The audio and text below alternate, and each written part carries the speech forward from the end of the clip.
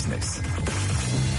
Et vos questions trouvent ici chaque jour leurs réponses. Valérie Benz nous accompagne. Bonjour Valérie, bienvenue.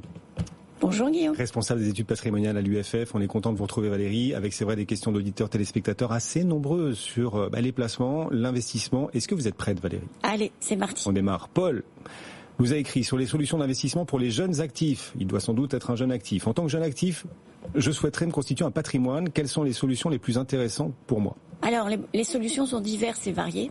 La première chose, déjà, on va conseiller à Paul de remplir un peu son livret A et de mettre un peu d'épargne de précaution de côté.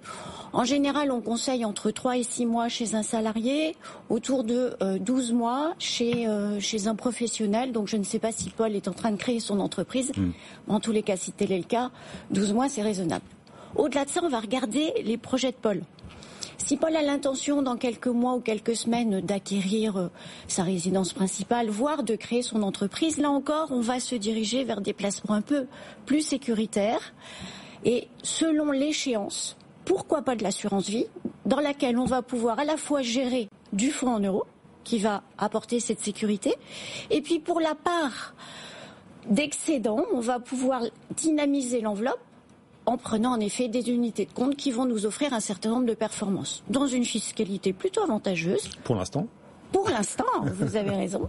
Et notamment au-delà de 8 ans, puisqu'on sait parfaitement qu'au-delà de 8 ans, il va pouvoir profiter d'un abattement de 4 600 € s'il est célibataire, 9 200 si ensuite il s'est marié, sur les plus-values générées. Et là, il sera taxé qu'à 7,5 plus prélèvements sociaux. Donc, voilà une enveloppe.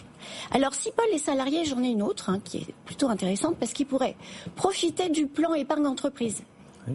Plutôt sympa, il va pouvoir verser dessus sa participation et son intéressement qui, de fait, seront ni soumis à l'IR ni aux charges sociales. Les sommes pourront être abondées par son entreprise. Il pourra aller et reverser jusqu'à 25% de sa rémunération annuelle, le tout au moment où il sortira, exonéré d'impôt sur le revenu. Là, seuls les prélèvements sociaux seront dus. Une contrainte, toutes les sommes à chaque versement sont bloquées pendant 5 ans. Sauf, et dans le cas de Paul, ça peut l'intéresser, s'il acquiert demain sa résidence principale, eh bien, à ce moment-là, il va pouvoir débloquer dans les mêmes conditions et sans plus de fiscalité. Seuls les PS sont dus. Paul, la réponse très complète à votre question. Clara aussi nous écrit sur là pour le coup l'immobilier, l'achat d'une résidence principale par rapport à l'investissement locatif. J'hésite entre acheter ma résidence avec mon premier capital ou investir dans un bien immobilier locatif profitant des taux d'intérêt actuels. Quelle option vous conseillez-vous ? Ah, ça c'est une belle question. En fait, ça dépend aussi là de ces projets. En effet, l'acquisition de la résidence principale est souvent, je dirais, un objectif personnel qui est lié à la volonté souvent de fonder une famille quand on est très jeune, soit de s'installer. C'est en général ce qu'on recherche.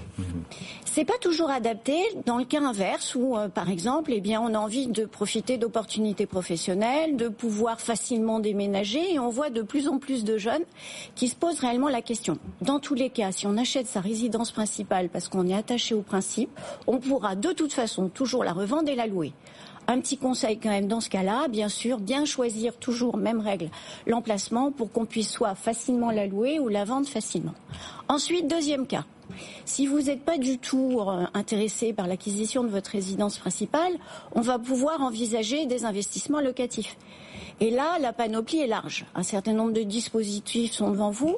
Un point important quand même, il va falloir se rappeler que dans ce cas-là, le loyer de là où vous habitez aujourd'hui va se rajouter à la charge financière de cette acquisition. Donc, parfois, les conditions financières vont aussi vous aider à faire le bon choix.